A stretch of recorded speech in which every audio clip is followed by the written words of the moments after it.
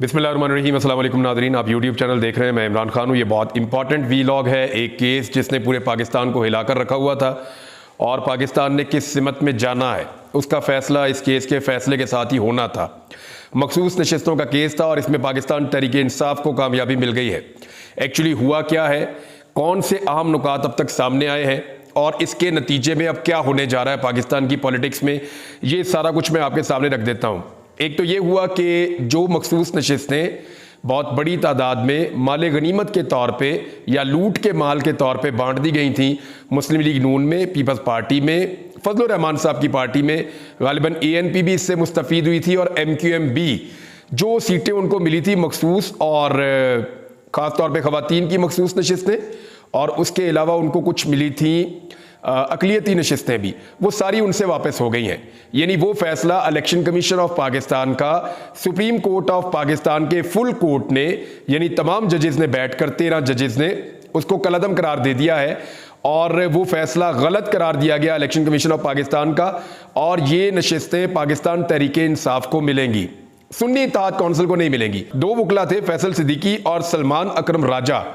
इन दो वकला ने केस लड़ा। फैसल सिद्दीकी साहब ने सुन्नी इत्तेहाद कौंसिल की तरफ से मुकदमा लड़ा और सलमान अकरम राजा साहब आखिरी दिनों में आए, उससे पहले ये केस का हिस्सा नहीं थे, आखिरी दिनों में आए और पाकिस्तान तहरीक इंसाफ अगर ये फैसला ना करती तो शायद पाकिस्तान तहरीक इंसाफ को इतनी बड़ी फतह ना मिलती।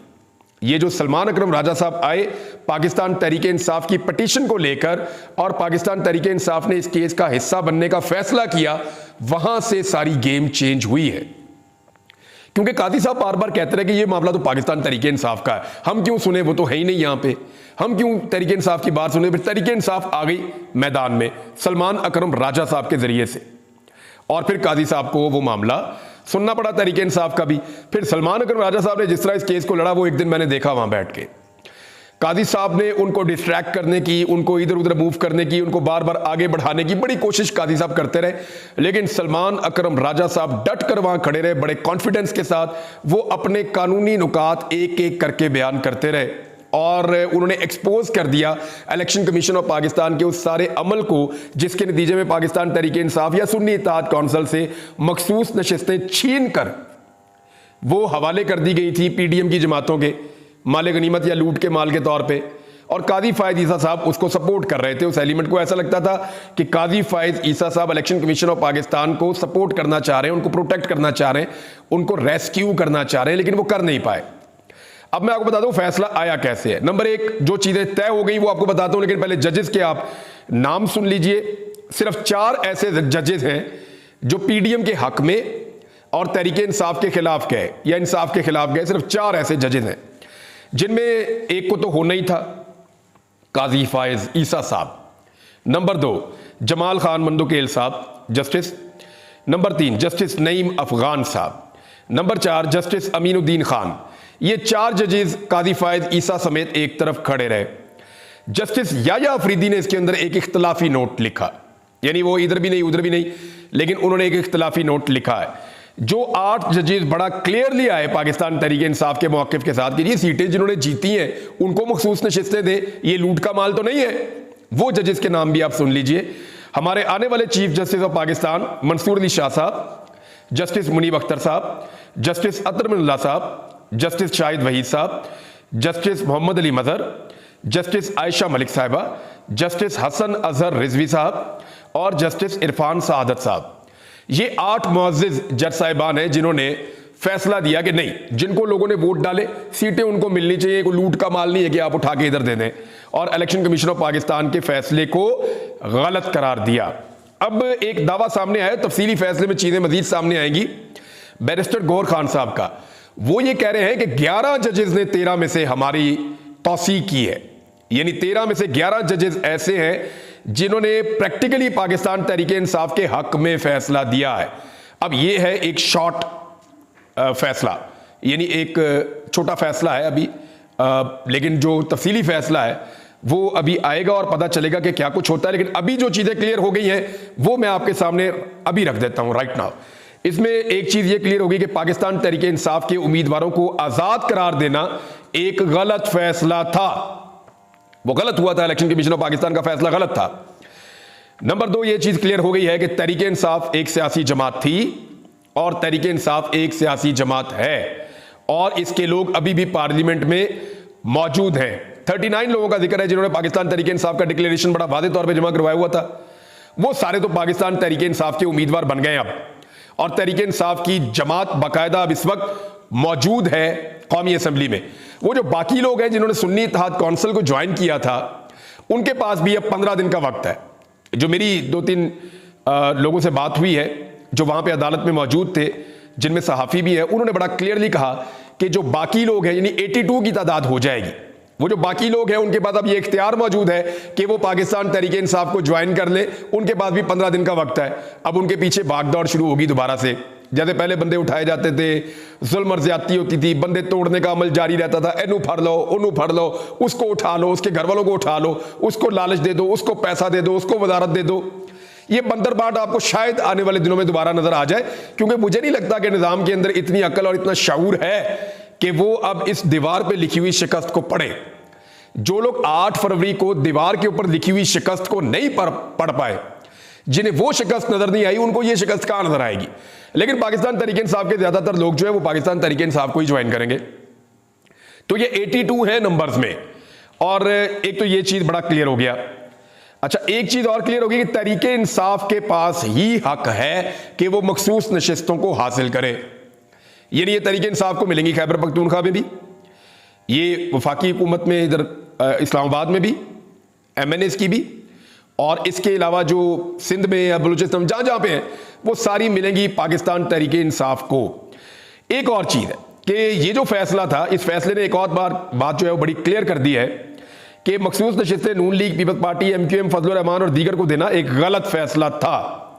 फिर तमाम 13 जजेस ने, मैं आपको दोबारा दोहरा रहा हूं कि तमाम के तमाम 13 जजेस ने इलेक्शन कमीशन ऑफ पाकिस्तान के इकदामात को गलत करार दिया। इस फैसले में इलेक्शन कमीशन ऑफ पाकिस्तान ने जो भी किया, तमाम 13 जजेस ने उसको गलत करार दिया, और ये इलेक्शन अब मुतनाज़े हो गया। कैसे, मैं आपको आगे चल के बताता हूं। और इसके बाद जो है वो नजरिया जरूरत आपके सामने दफन हो गया है, और इलेक्शन कमीशन ऑफ पाकिस्तान के जो अरकान है, खास तौर पे चीफ इलेक्शन कमिश्नर के खिलाफ एक रेफरेंस दायर करने का सुनहरी मौका है पाकिस्तान तहरीक इंसाफ के पास कि वो फौरी तौर पे रेफरेंस दायर करे।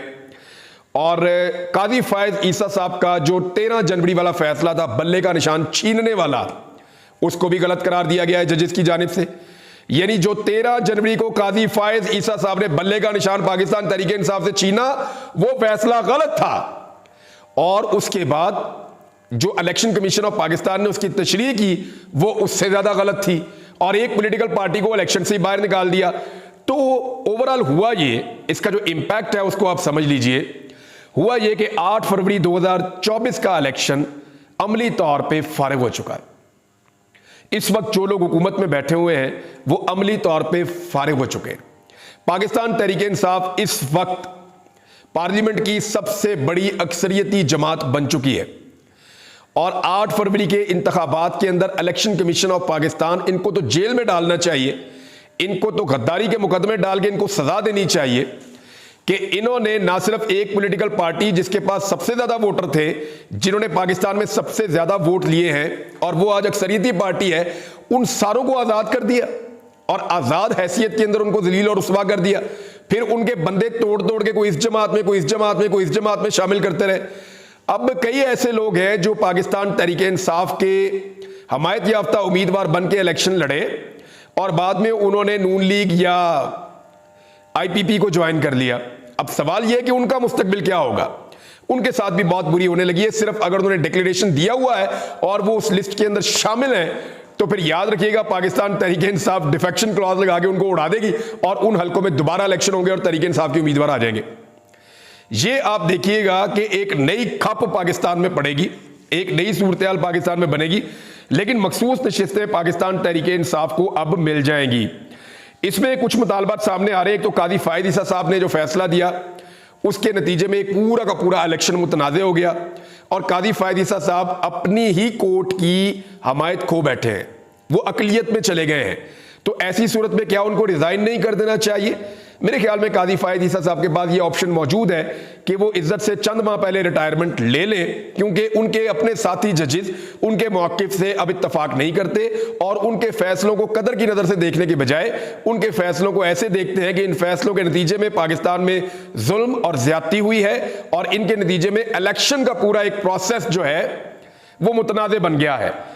इसके अलावा जो है चीफ इलेक्शन कमिश्नर को फौरी तौर पे रिजाइन करना चाहिए और पाकिस्तान तहरीक इंसाफ को इसके लिए मुतालबा भी करना चाहिए। इमरान खान साहब को यह खबर पहुंचाई गई जेल में और ज़राए के मुताबिक जब इमरान खान साहब को यह बताया गया कि जनाब मखसूस नशिस्तों का जो फैसला है वो सुन्नी इत्तेहाद कौंसिल भी नहीं बल्कि पाकिस्तान तहरीक इंसाफ के हक में आ गया है, तो इमरान खान साहब ने उस पर कहा कि अल्लाह अल हक है। ये बात आप अक्सर उनके मुंह से सुनते हैं, कोई पुराना क्लिप निकाल के आप चला भी सकते हैं, सुन भी सकते हैं, लेकिन इमरान खान साहब ने कहा कि अल्लाह अल हक है। यही बात इमरान खान साहब ने दोहराई है। बहरहाल हुआ यह कि पाकिस्तान तहरीक इंसाफ ने यह केस जीत लिया। सलमान अकरम राजा साहब को बहुत ज्यादा मुबारकबाद इसलिए देनी चाहिए कि वो एंड में आए और उन्होंने बांध लिया पूरे निज़ाम को।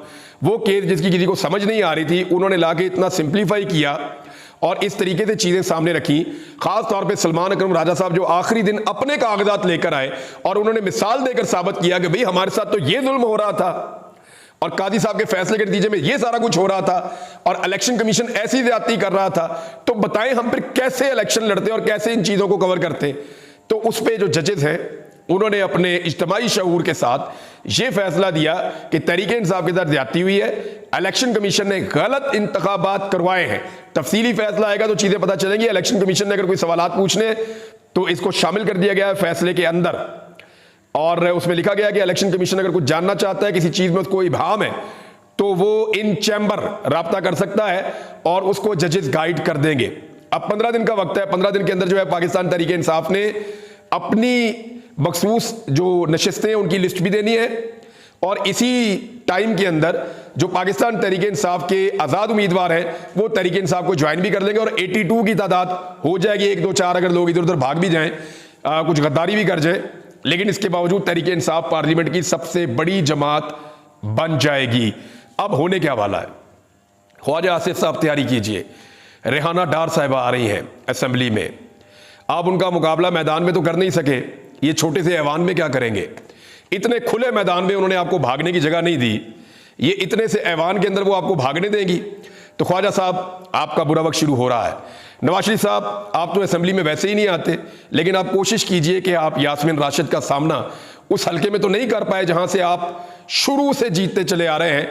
वहां यास्मीन राशिद ने आपको इबरतनाक शिकस्त दी है। मियां साहब यास्मीन राशिद का सामना करने के लिए कौमी असेंबली में तैयार हो जाइए। मरियम नवाज साहिबा, जिस औरत से आप सबसे ज्यादा डरती हैं, जिस लड़की से आपको खौफ आता है और बहुत ज्यादा खौफ आता है, सनम जावेद, जिसको आप निशाने इबरत बनाना चाहती हैं, तैयारी पकड़िए। वो सूबाई असेंबली में आपको चैलेंज करने के लिए आ रही है। ये मखसूस नशिस्तें अगर पाकिस्तान तहरीक इंसाफ को मिलती हैं तो अब नया फड्डा शुरू होगा। ये भी बात याद रखिएगा तहरीक इंसाफ में कि जी मेरी औरत को बना दो, मेरी औरत को बना दो, मेरी जानने वाली को बना दो, इसको बनाओ, उसको बनाओ। मेरे ख्याल में तहरीक इंसाफ को उन खवातीन को प्रायोरिटी देनी चाहिए और उन खवातीन को असेंबलियों के अंदर लेके आना चाहिए जो पढ़ी लिखी हैं, नंबर 1, जो बात करना जानती हैं डट कर, नंबर 3, जिन्होंने सख्ती और फस्तायत बर्दाश्त की और इमरान खान के मौक़िफ़ को नहीं छोड़ा और डट कर इमरान खान के साथ खड़ी रही। उनमें से कुछ तो आज भी जेल में है। आलिया हमजा का सामना करने के लिए तैयार रही है, वो भी आ रही हैं कौमी असेंबली में, और बहुत सारी खवातीन हो सकती हैं। यानी ये वो लिस्ट है जो पाकिस्तान तहरीक इंसाफ की तरफ से गर्दिश कर रही है कि जनाब इन लोगों को तो जरूर बनाया जाएगा। और बहुत सारी खवातीन जेलें काट के आई हुई हैं, तकालीफ बर्दाश्त करके आई हुई हैं। ये बड़ा टफ टाइम मिलने जा रहा है। जिन औरतों ने जेलें काट ली है ना, वो ऐवान के अंदर आकर आपको तिगनी का नाच नचाएंगी। और अभी एक और चीज रिपोर्ट हुई कि PMLN के कुछ MNAs जहां बैठे हुए थे वहां कुछ सहाफी भी मौजूद थे और जब ये फैसला आया तो उन्होंने कहा जी बहुत मुश्किल पैदा होने वाली है, हालात बहुत मुश्किल होने वाले हैं। अब नाज़रीन, 2 में से एक फैसला तो हो गया। मैंने आपसे कहा था 2 फैसले जो बहुत इंपॉर्टेंट है। एक फैसला मखसूस नशिस्तों का, वो तो फैसला इमरान खान के हक में आ गया। दूसरा फैसला जो अब होने जा रहा है वो है इस्लामाबाद की 3 सीटों का फैसला। अगर इस्लामाबाद की 3 सीटें पाकिस्तान तहरीक इंसाफ को मिल गई तो ये बंद टूट जाएगा, और अगर ये बंद टूट गया तो पूरे पाकिस्तान में तहरीक इंसाफ को सीटें वापस मिलना शुरू हो जाएंगी। और अगर ऐसा होता है तो ये हुकूमत टाटा गुड बाय। और जितना मैं इमरान खान को जानता हूं, उसको जिस दिन हुकूमत मिलेगी वो उस दिन दोबारा इलेक्शन अनाउंस करेगा। इतने लूले लंगड़े और इतने ख़राब और बोगस और बेकार इलेक्शंस के साथ मुल्क आगे नहीं बढ़ सकता। अब तक के लिए इतना ही। अपना ख्याल रखिएगा, अपने इस चैनल का भी। अल्लाह हाफ़िज़।